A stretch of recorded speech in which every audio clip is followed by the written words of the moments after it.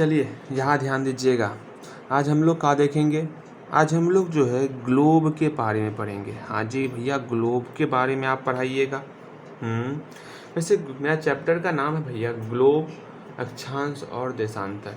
ये अक्षांश और देशांतर इसके बारे में समझ में नहीं आता। अच्छा, आज हम इसी के लिए स्पेशल आपके लिए ही यही अक्षांश और देशांतर समझाने के लिए मैं यहाँ पर आज बैठा हुआ हूँ। समझ रहे हो वैष्णवी जी? हाँ जी। चलिए अब यहाँ आपको ध्यान देना है।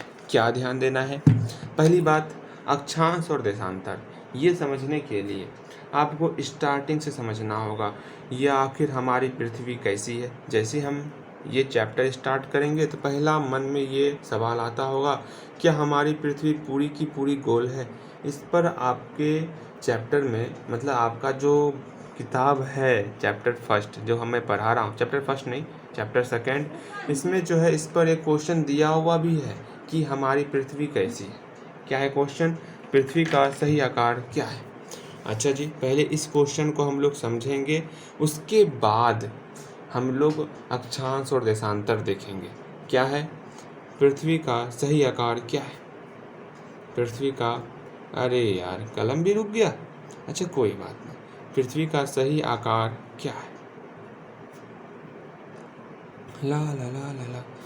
तो यहाँ ध्यान देना है आपको, इधर उधर ना देखो। यहाँ देखो, पृथ्वी का सही आकार के बारे में बात कर रहे हैं। हम सबको पता है हमारी पृथ्वी कैसी है। हमारी पृथ्वी गोल है, रोटी गोल, कपड़ा गोल कैसे हो गया? यहाँ देखो, ये हमारी पृथ्वी है। अब जो है हमारी पृथ्वी जो है पूर्णतः गोलाकार नहीं है। पूर्ण रूप से ये हमारी पृथ्वी गोलाकार नहीं है। समझ में आया जी? हाँ जी। आगे नेक्स्ट क्या? ये चपटी हुई है। कहाँ चपटी है भैया? चपटी कहाँ है? ये चपटी है उत्तरी ध्रुव में और दक्षिणी ध्रुव में।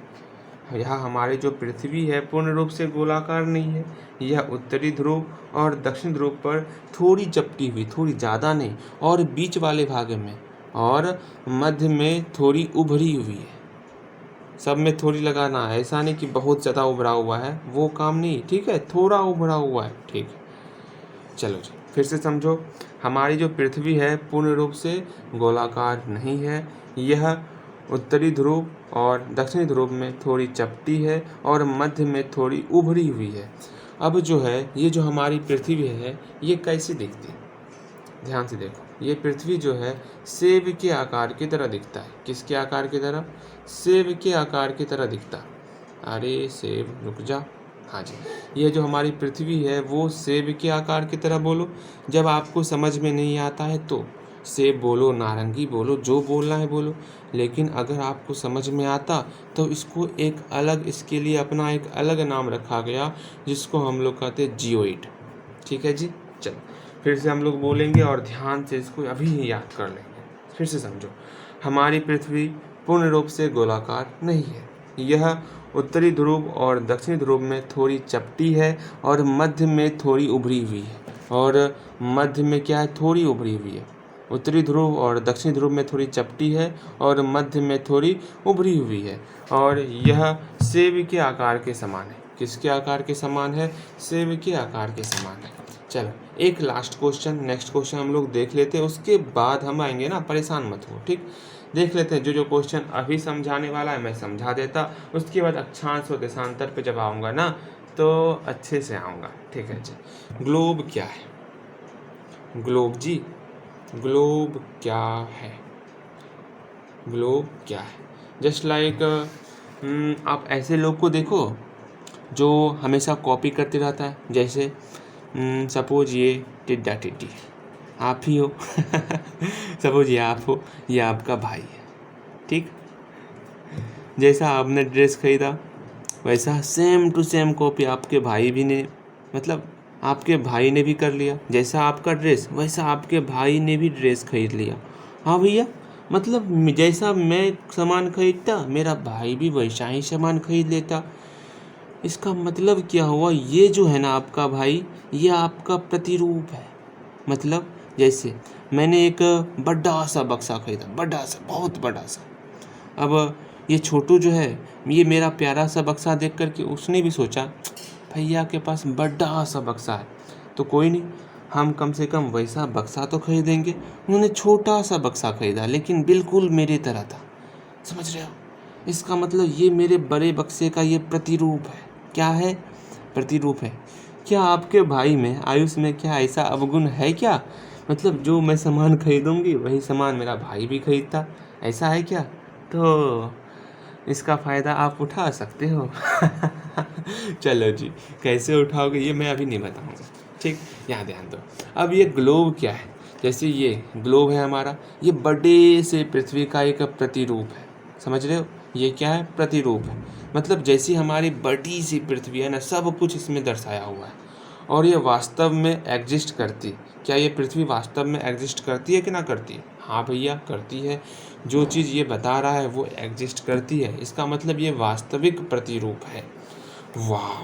चलो जी, अगेन ग्लोब क्या है तो आपको बोलना है। तो ग्लोब जो है ना, क्या बोलना है? ये जो हमारा ग्लोब है, ला ला ला ला ला, और ये हमारी पृथ्वी है। पृथ्वी, पृथ्वी है। हाँ भैया जी, ये ग्लोब बहुत छोटा है, ये लघु रूप है। हमारी पृथ्वी का ये वास्तविक प्रतिरूप है। वास्तविक प्रतिरूप है। भैया ये तो हमको समझ में आ गया कि हमारे पास जो ग्लोब है, ग्लोब लघु रूप में पृथ्वी का एक वास्तविक प्रतिरूप है। हाँ भैया ये तो समझ में आ गया। अच्छा हमको ग्लोब दिखाइए। आप ग्लोब देखोगे तो ग्लोब में जो है आपको बहुत सारा देश दिखेगा। हाँ जी, और आपको ये नीला नीला कलर का ये आपको महासागर दिखेगा, और इसी में आपको महादेश भी दिखने वाला। जैसे ये आपका कहाँ गया कहाँ गया कहाँ गया भैया, ये आपका एशिया महादेश है, जिसमें हमारा प्यारा भारत आता। मैंने क्या क्या कहा? आपको देश दिखेगा, जस्ट लाइक भारत, चीन, नेपाल, इस तरह का देश दिखेगा। उसके बाद महाद्वीप दिखेगा, just like Asia, Europe, Australia, इस तरह का जो है आपको महाद्वीप दिखेगा। फिर महासागर, जस्ट लाइक प्रशांत महासागर, अरब महासागर, इस तरह का आपको महासागर भी दिखेगा। हाँ भैया मैंने देखा हुआ है ना? हाँ जी। अगेन इसका मतलब क्या हुआ? हम लोग जो है ना, क्या क्या देखते ग्लोब में? हम लोग ग्लोब में देश को देखते, ला ला ला ला ला, देश देखने के बाद महाद्वीप भी देख लेते, महाद्वीपों को देखते, और महासागर को देखते। महाभारत नहीं, महासागर को देखते, उसके सही आकार में, जिस तरह पृथ्वी पर मौजूद है, सेम लगभग सही आकार में, सही जगह जो है इस ग्लोब में दिखता। तो सही आकार में भैया बोलेंगे कैसे? तो इसको बोलना है, ग्लोब लघु रूप में पृथ्वी का एक वास्तविक प्रतिरूप है। ग्लोब पर जो है, इस ग्लोब पर देशों, महाद्वीपों, समझना, देशों, महाद्वीपों और महासागरों को उनके सही आकार में दिखाया गया है। इसको जो है उनके सही आकार में दिखाया गया है। ग्लोब पर देशों, महाद्वीपों और महासागरों को सही आकार में दिखाया गया है। ठीक है जी, फिर से मैं बोल रहा हूँ, ध्यान से सुनना। ग्लोब लघु रूप में पृथ्वी का एक वास्तविक प्रतिरूप है। ठीक है जी। अगेन ग्लोब पर देशों, महाद्वीपों और महासागर को उनके सही आकार में दिखाया गया है। हो जाएगा? हाँ जी, हो जाएगा। उसके बाद नेक्स्ट जो आपका क्वेश्चन था, वो क्वेश्चन था कि कर्क रेखा का अक्षांशीय मान क्या होता? तो आप बोलोगे भैया कर्क रेखा का अक्षांशीय मान हमको पता है क्या होता है। पता है? बताओ तो क्या होता? सोच रहे हैं भैया, दिमाग लगा रहे हैं। कर्क रेखा का अक्षांशीय मान क्या होता है? तनिक ये कलम भी रुक गया आपका दिमाग। जब आप दिमाग लगाने के बारे में सोचे ना, तो ये मेरा कलम भी रुक गया। कर्क रेखा का अक्षांशीय मान क्या होता? क्या होता? राइटिंग आज कैसा हो रहा है? बेकार सा। चलो जी, कर्क रेखा का अक्षांशीय मान होता क्या है? तो हम लोग अपने ग्लोब पर इस चीज़ को देखेंगे कि कर्क रेखा का अक्षांशीय मान क्या होता। तो देखो, कर्क रेखा किसको कहते हैं? तो यहाँ आपको दिख रहा होगा एक मोटी सी पट्टी ऊपर पे गया हुआ है, ये मोटी पट्टी और ये मोटी पट्टी दिख रहा है। इसको हम लोग कहते हैं क्या? इक्वेटर, विषुवत रेखा। हाँ जी। अगेन इसको हम लोग कहते हैं कर्क रेखा, इसको हम लोग कहते हैं मकर रेखा। तो कर्क रेखा है, कर्क रेखा हमारा जो है 23.5 डिग्री, कितना? साढ़े 23 डिग्री उत्तरी गोलार्ध में खींचा गया। कर्क रेखा कहाँ खींचा गया है? साढ़े 23 डिग्री उत्तरी गोलार्ध में खींचा गया। हाँ भैया, हम समझ में आ गया हमको कि उत्तरी अक्षांश में साढ़े 23 डिग्री जो खींचा गया होगा उसी को हम लोग कर्क रेखा कहेंगे। कहाँ पर? उत्तरी अक्षांश में साढ़े 23 डिग्री जो रेखा खींचा गया होगा उस रेखा को हम लोग कर्क रेखा कहेंगे। कोई तकलीफ, कोई समस्या नहीं। एक प्यारा सा एक लास्ट क्वेश्चन जो आपको समझना है वो क्या है भैया? वो है आपका, भारत के 3 ताप कटिबंध कौन कौन है? भारत के 3 ताप कटिबंध कौन से हैं? भारत के 3 ताप कटिबंध कौन से हैं? इसको बनाना है। हाँ जी, अब 3 ताप कटिबंध कौन कौन है? देखो, ये मैं समझाऊंगा बाद में, जैसे समझना है आपको समझ ही लो। अब हम ताप कटिबंध की बात कर रहे हैं, ताप कटिबंध की बात कर रहे हैं। अच्छा, पहले ये बताओगे, जो हमारा कोचिंग है उसमें से कुछ बहुत प्यारा सा स्टूडेंट है जो नटखट नहीं करता। एक ऐसा स्टूडेंट मिलेगा जो 100 सुनार की एक लोहार की दम लेके बैठ जाएगा, मतलब बहुत खटपट करेगा, बहुत हल्ला करेगा, मतलब एक हल्ला करने वाला स्टूडेंट, एक बहुत प्यारा, एक बहुत हल्ला करने वाला। एक होता है जो कि प्यारा भी होता है और हल्ला करने वाला भी होता है, दोनों होता है ना। मतलब 3 तरह के हमारे कोचिंग में बच्चे पाए जाते हैं।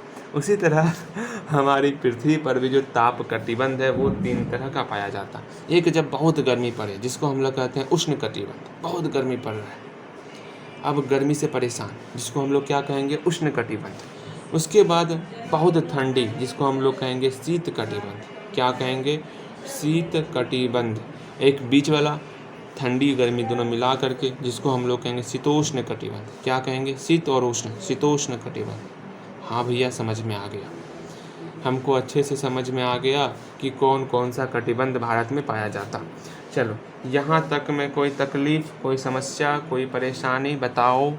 चलो फटाफट से मैं आपको कुछ बनाने के लिए देता हूँ, इसको बनाओ फटाफट से और बना के दिखाओ। वो क्वेश्चन क्या क्या है भैया जी? जितने क्वेश्चन मैंने यहाँ पर लिखे हैं सारे के सारे क्वेश्चन आप पहले उतार लो। उतार लिया? सारा का सारा क्वेश्चन पहले उतारो। उसके बाद सब क्वेश्चन को, क्या मैंने कहा? सारे के सारे क्वेश्चन को बिना देखे बनाना है। बिना देखे बनाना है जी, हाँ जी, बिना देखे इसको बनाना है। और सारे 4 क्वेश्चन है ना, चारों में 4/4 लाना है। आज 4/4, 3/3 नहीं, आज 4/4 लाना है। सब क्वेश्चन को देख लो और सारे क्वेश्चन को देखने के बाद इस सब क्वेश्चन को लिखो, और क्वेश्चन लिखने के बाद इसमें हमको 4/4 चाहिए, किसी भी हालत में बिना देखे। आप जब लिखने लगोगे तो बोल लेना भैया हम लिखने वाले हैं, ठीक है जी? चलो ठीक।